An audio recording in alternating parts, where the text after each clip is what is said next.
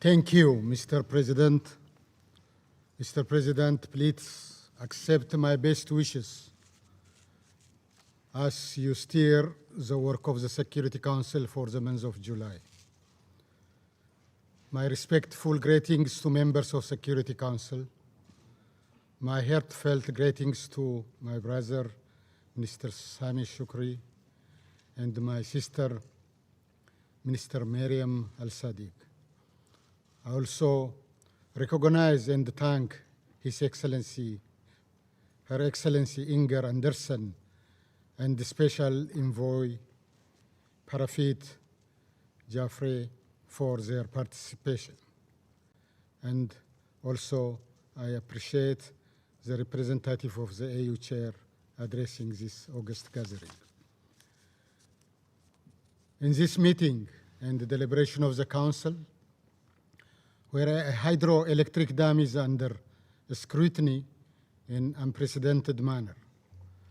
I'm not sure if I'm not the first water minister addressing this council. Ethiopia believes it is unfitting use of the time and resources of the UN Security Council to discuss the Grand Ethiopia Renaissance Dam. Having said that, Mr. President, it is an honor for me to speak before this august body, voicing the concerns and just causes of my country, Ethiopia. A year ago, on 29th June 2020, under your presidency, Council members encouraged Ethiopia, Egypt, and Sudan to continue negotiations to resolve the outstanding issues and expressed support for the African Union-led process to facilitate further talks. Ethiopia took part in the negotiation with renewed commitment and good faith to reach a mutually acceptable negotiated outcome under the auspices of the African Union. I would like to pause to give the Republic of South Africa a special recognition and our thanks for effectively facilitating the negotiation under the end of its African Union chairmanship in February 2021. Similarly, Ethiopia commends and stands with the Democratic Republic of Congo, the current chairperson of the African Union, for its relentless effort under trying circumstances, including the repeated disruption of the negotiations. Mr. President, we are dealing with a hydroelectric dam project, which is not the first of its kind in Africa or in the world. We are building a reservoir to store water that will generate electricity by heating turbines. For your information, the GERD reservoir is 2.5 times smaller than that of the Aswan Dam in Egypt. Perhaps what puts the GERD in distinction from other projects is the extent of hope and aspirations it generated for 65 million Ethiopians that have no access to electricity. It is also unique because the construction of this $5 billion dam is financed by the blood, tears, and sweat of ordinary Ethiopians. The GERD is a right dam built at the right place for the betterment of people in the broader region. Our inability to utilize the Nile River so far is deeply embedded in the psychology of our people. Two famous Ethiopian proverbs underscore this point. Gowwan bishaan keessa dhaabbatee eebota, or Yabbayin lij wuha xammaa'u.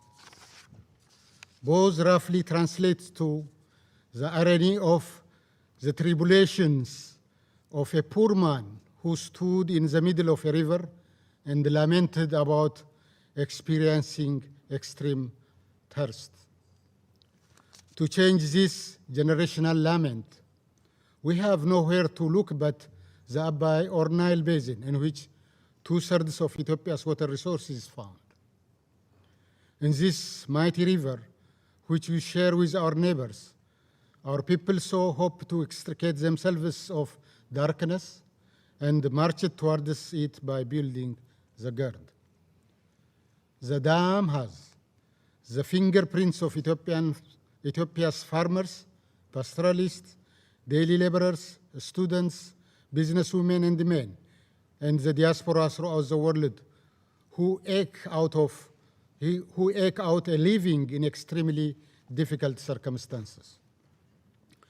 In equal, if not exceeding terms, Ethiopians have best wishes and neighborly care for their compatriots in Egypt and Sudan. We have all the intention to live together in peace and cooperate for our mutual benefit. The GERD demonstrates this core principle of collective well-being and prosperity. That is why the GERD is one of the regional integration projects under PIDA, the Program for Infrastructure Development in Africa. Mr. President, Africa, the cradle of mankind, is currently the youngest continent in the world.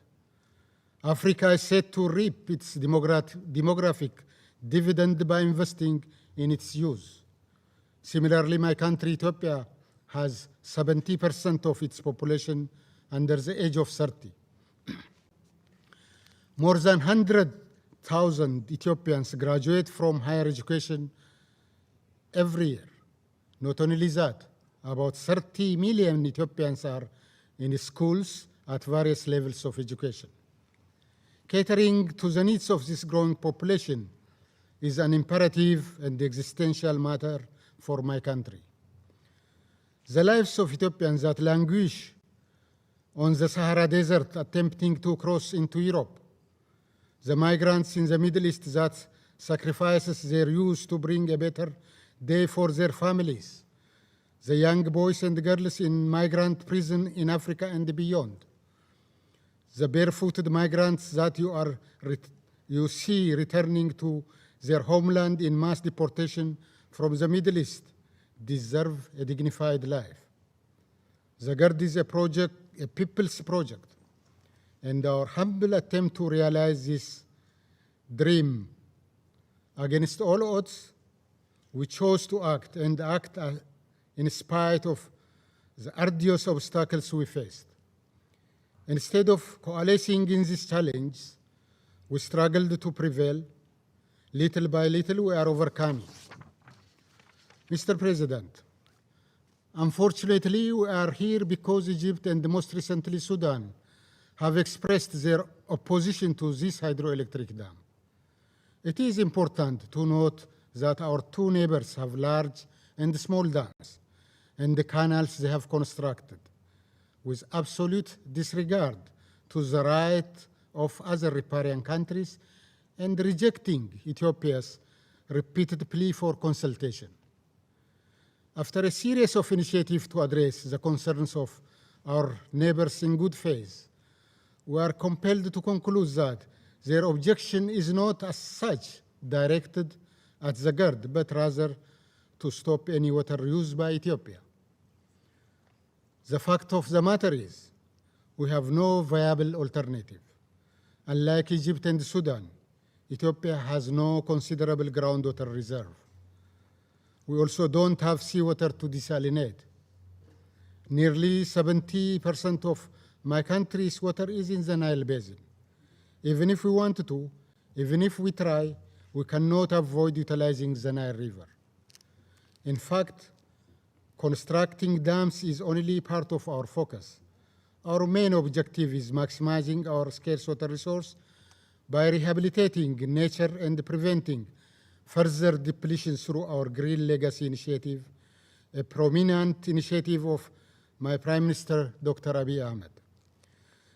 With an overall goal of planting 20 billion trees in 5 years' time, we planted 10 billion trees in the last 2 years. This initiative, which also consists of a seedling sharing outreach with our neighbors, is part of the Green Belt initiative of the African Union. We call upon Egypt and Sudan to join this afforestation program that improves resilience and increase water availability.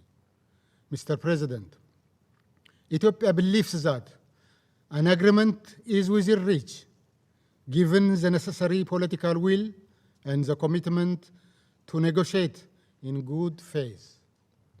We have already reached an understanding on a considerable number of the issues. The African Union is seized of the matter and is ably facilitating our negotiation. That is why it is regrettable that our sisterly countries opted to bring the matter to the Security Council.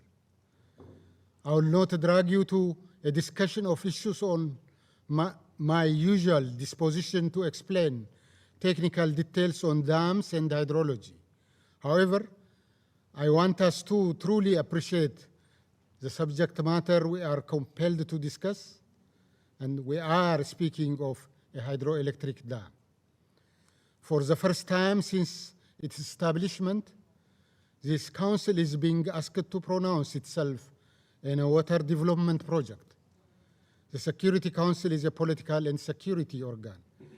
It is unhelpful and misguided to present an issue that requires a hydrotechnical solution to this global security body. Mr. President, it must also be clear that the underlying problem for the difference between the three countries is the quest to preserve colonial and monopolistic status quo over the Nile. The approach of trying to solve problems using the mindset that creates them is what blocks our consensus on the GERD.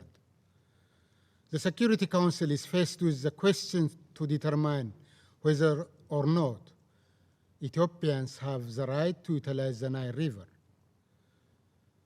On behalf of all Ethiopians, I implore our friends in this council and in this wider international community to answer this question. Do Ethiopians have the right to drink from the Nile? Mr. President, as a point of information, allow me to share with you the latest status of the African Union-led negotiation. On 24th June 2021, the AU Bureau of Assembly convened a meeting to discuss various issues, including the GERD. The President of the Democratic Republic of Congo, His Excellency Felix Tshisekedi, briefed the Bureau and introduced his plans for the upcoming negotiations. Unfortunately, the Republic of Sudan didn't attend this high-level meeting. With the absence of Sudan in the Bureau meeting, the two countries have blocked 9 meetings since the June 2020. We should learn by now, Ethiopia doesn't respond well to undue political pressure and interference. Ethiopia will continue to exercise maximum restraint and showcase cooperation because we are forever linked by this majestic river. Whether we like it or not, we will continue to drink from the same river and must learn to live together as a neighbor. I reiterate,